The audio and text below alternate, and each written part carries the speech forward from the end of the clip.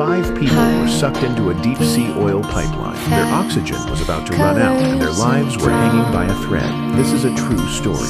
5 experienced workers were carrying out a routine underwater operation inside a sealed structure, dismantling an oil pipe.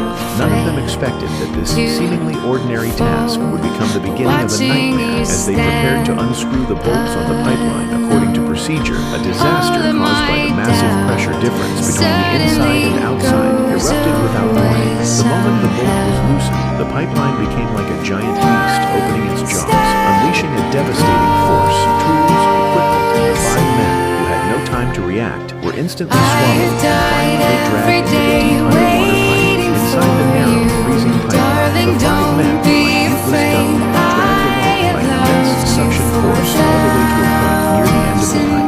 That short minute felt like the longest torment of their lives. They could feel their bodies scraping painfully against the pipe walls and hear the roaring current, yet they couldn't even call for help.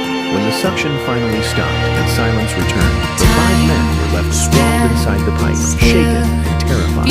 Luckily, they had stopped at a slightly raised section of the pipeline, forming a small air pocket. The air that had been sucked in gathered there, becoming their only hope of survival. Once they regained their senses, they quickly called out to each other and counted heads. All 5 were alive, but each had suffered varying degrees of injuries. The most severely injured was the second man in line. His leg was broken, and the intense pain had caused him to lose consciousness. Even worse, the oxygen tanks they depended on had been lost during the violent dragging. The cramped space and limited air meant they couldn't wait long for rescue. In this desperate situation, they suppressed their panic and discussed their only chance of survival. A critical disagreement arose.